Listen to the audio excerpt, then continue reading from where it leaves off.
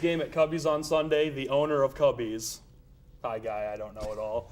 Is that guy with the beard? I think he had a little bit of a beard. He was freaking out over it though. He was very No, upset Applebee's. with it. Applebee's. Yeah, at Applebee's. That's Cubbies didn't. I'm in Applebee's. Okay. Sorry. Well, yeah. when the game's over, those refs get off the floor awfully quick. They do. Yes, they do. Well, and we saw it controversial in the Big East tournament with the end of St. John's and Rutgers. On Sunday, then, there was also a controversial finish in the North Carolina-Washington game in which Washington got a shot off with 3 seconds left, and the guy was thinking he was going to be fouled. Washington was trailing 86-83 at that point. The ball landed out of bounds with 1.2 seconds left, and the ref did not blow his whistle until 0.5 seconds. And Lorenzo Romar, the Washington head coach, asked for them to review it. They said, it's good. No, What it's did not. you think of that? When I first saw it happen, I said there's more than a half a second left.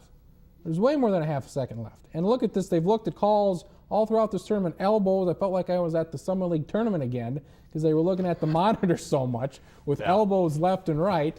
Go ahead, look at this very important call in this very important game to put a very important second back on the clock for Washington. They did not. Not that it cost them the game, but I think it would have made a very bit of a important difference. point. Yes. And the videoing of the elbows is getting a little out of hand, I think. Now it's a good rule to where you can look at it, but it's excessive. But just looking at that we could talk about elbows. And I know. I was chiming in there. But as far as the plays, the refereeing, well, first of all, I don't know what the Washington player is doing, throwing up a half quarter. Thinking he's going to get fouled. That must have been It's pretty the gutsy logic. to do because it didn't work. Yeah, correct. And yeah. this wouldn't have even been a story had Drew Henson, I believe. His name is not Drew Henson. I'm sorry. John Henson, excuse me. John Henson. John Henson. As I get third time's a charm, right? John Henson for North Carolina. If he doesn't even touch the ball, we don't even have to talk about this because the game would have been over and North Carolina would have won. There's no reason for him to try to attempt to grab that ball. So It's just is it a little bit of a human error there by Yes. you're looking at him touching the ball instead of looking at the clock? It's just human error down the line. Coaches, refs, players. I mean, nothing at the end of that Washington North Carolina game made any sense. Washington at all. should have won that game. Both teams deserved to lose that game over and over dramatically. You know what? with If both Marcus teams' was here- mistakes at the end. What would Marcus say? If Marcus was here, he would have said Syracuse deserved to win over Carolina and Washington. I heard about I that. really think Washington should have won that game. They had ample opportunities to. Good And they word, did not do ample. Good word. Thank you. And I just want to say on Henson, even though Isaiah Thomas got that last shot off, and it was only a 2, Henson goes and tries to block it. It was pretty bad. What are you doing trying to block the shot? Especially It when it's wouldn't by the matter, rim. But still, it's very stupid. That was really the the cherry on top of an absolutely horrible display. So are of we saying that the human refs brain did not do a function. good job in that game as they did in the? Well, you gotta check the time, and there was almost a full second that they let slip off the clock, and you can't let And you that know happen. what? It seems like they got away because afterward in the studio, you hear them say, well, the replay showed it was only a 2-pointer he shot off anyway. So well, if they have all more is time, well. they can maybe have They a can dribble. get a dribble, yeah. 0.5 is a catch and shoot. Yes, Well, let's exactly. be serious. The last 8 seconds was just an epic fail in the first place. Yep. The guy from Washington gets the inbounds ball tipped. The guy from North Carolina misses the front end of a 1-and-1. Yeah. Then the guy from Washington with 3.5 seconds left puts up a half-court 3. So you're saying that's not- they're not gonna put that and on- everything we've already mentioned already. they won't put that on a coach's tape. No, then. it's Okay. yeah, And it's then bad. I want to mention the end of the Arizona. No, that's Texas where I game. was just going to go. Boy, you are good at foreshadowing. Segue. Yes, great segue there. Briefly, we want to talk about the Arizona-Texas game. For those of you who did not see it, Texas is up by 1, 69-68, and they get a 5-second call as they try to inbound. Now, ESPN and I'm sure TBS and TNT, CBS did this too, timed it out, and it was actually only 4.73 seconds of actual clock and not 5 seconds. So did Texas get jobbed in this case? Yes, they did. If it was not 5 seconds and they called 5 seconds, they got jobbed. The ref said the official said he got the 5 seconds in I there. thought it was kind of close. Obviously, I'm not going to tell the difference between a third of a second here, but very, very close call. When I saw it live, and right when it happened, I was like, that seemed quick. I did. Now, did it seem like 27 hundredths of a second quick. It didn't seem like it was that close to 5. It seemed earlier to me. I don't know. But does a half second make a difference in getting the timeout call? Maybe. It was quick. Did it really affect the outcome? Oh, I guess it did affect the outcome of the game because then Derek Williams got the 3-point play. Again, yeah, it's just refereeing inconsistency. I mean, doesn't it seem like most of the time the 5 seconds is always just like slow? Yeah, they go over 5 seconds. It always seems slow, and now in this one, when it's 30 hundredths of a second fast, it seems like it's a whole second. Yeah, that's the point I was going to bring up, is with the 5 seconds, I mean, with the different official, your 5 seconds could vary between 4.5 and 7 seconds. Exactly. Depending on things. So, I mean, obviously, if they didn't get a legit 5 seconds, they got screwed over then. I mean, there's no other way to really put it. But, who knows? Maybe they'd been giving them 4 1/3 seconds the whole game anyway, so they were going slower than And as far as the Derek Williams drive, I mean, if you're going to commit to the charge, commit to drawing the charge. That was such a feeble attempt. And by the way, I said 69-68. It was actually 69-67. Derek Williams did complete the 3-point play to give Arizona the lead. And then the play on Texas's end where Brown drives to the basket, ball bounces out, there's a scrum for it, maybe a little bit of a foul on the rebound, trying to put But it no in. time was left. They showed that. that. And that's the thing there. They showed the clock run out, and maybe that was the case of no time left in the game. One way or the other, first week of the tournament, 3 pretty controversial endings and some pretty questionable officiating, some would say. Others are happy with the result, so they don't care that much.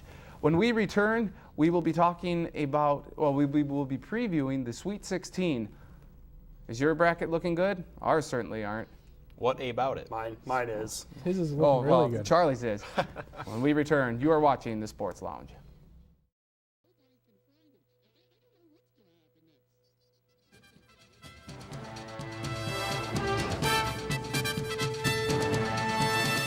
Hello and welcome back to the Sports Lounge. I'm Nathan Stacken, Travis, Drew, Charlie alongside.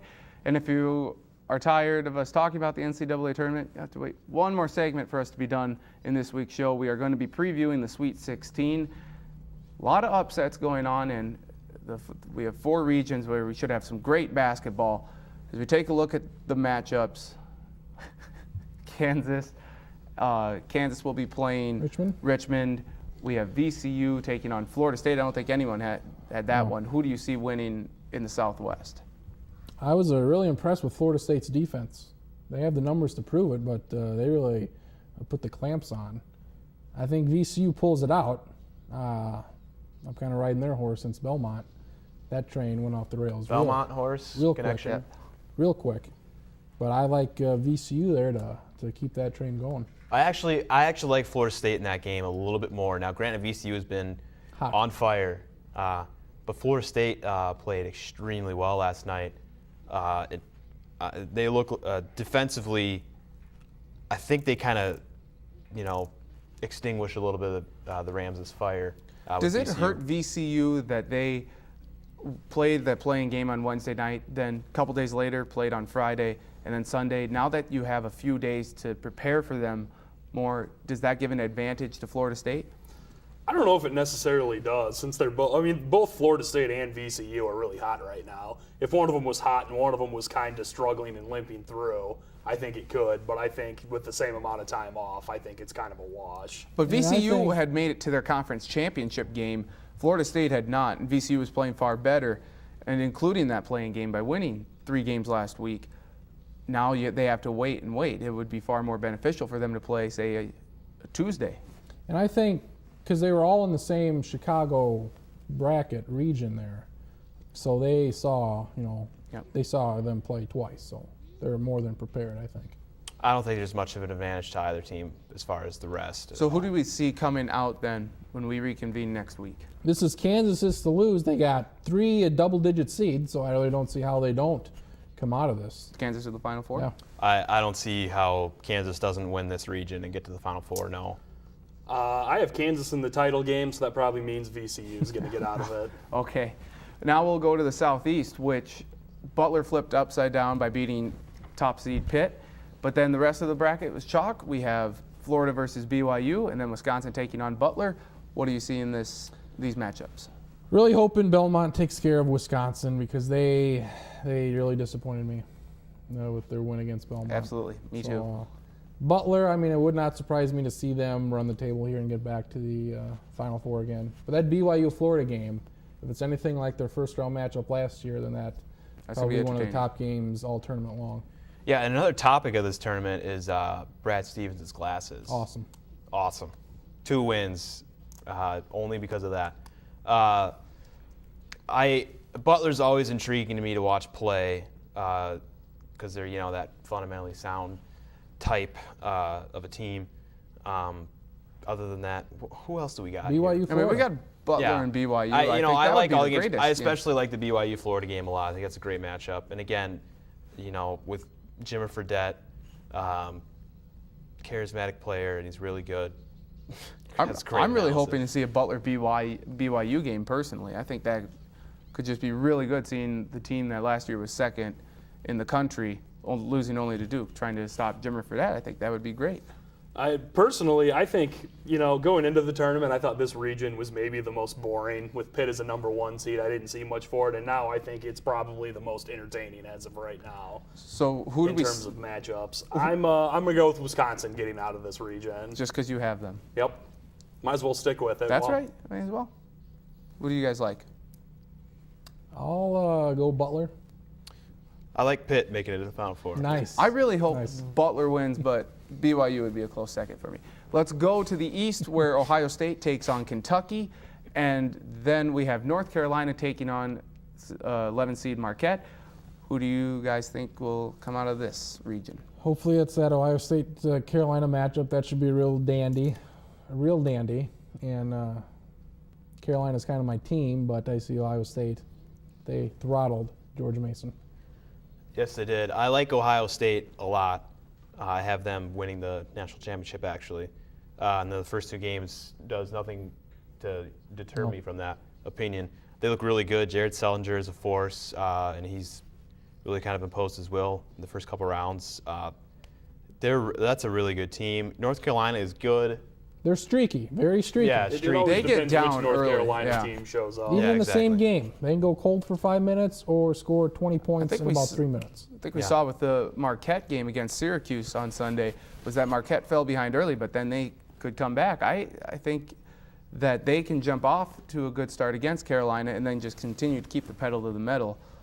And once bitten, twice shy. I don't know how many times North Carolina can keep coming back from these double-digit deficits that they're facing. Who's been in the bitten first here? UNC. Well, I mean, Did I get bitten? No, you might have. Somebody got bitten once. And is shy about it twice now. 2 times. 2 times. Maybe that analogy did not quite fit there, but Maybe in the 60s with the Rolling doesn't Stones, love? probably. Yeah. But, Ohio State then making it out of this region.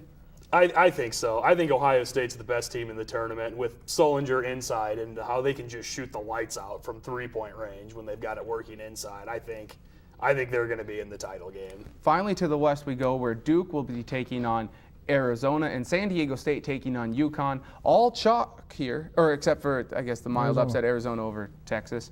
So who do we see coming out of this region? I think UConn takes care of San Diego State. San Diego State had quite a time with Temple. Arizona, I don't know. They may give Duke a game here. Especially after Duke only beat Michigan by 2. Yeah. That's the type of style, though. I guess Michigan likes to shoot 3. I mean, I got Duke coming out, but Connecticut, they're probably the hottest team in this bracket. Yeah. Now I pretty much went chalk in this region, and therefore, as a result, have not needed an eraser. Yes.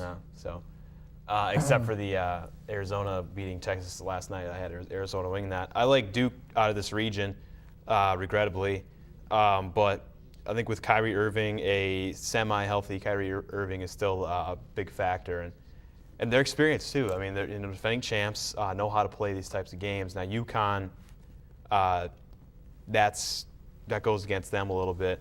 I like Duke. Can Calhoun pull it off? Yeah. Can Kemba Walker just have another type of performance like he had all through the Big East tournament? Yeah. But I think Duke is the second best team in this tournament now that Pitt is out. So I like Duke. I've got UConn getting out of this one. I think Kemba Walker is just gonna turn it on, and I don't think he's gonna be able to be really stopped. I think he's gonna have big games, and he's going to lead them to the Final Four. Wait,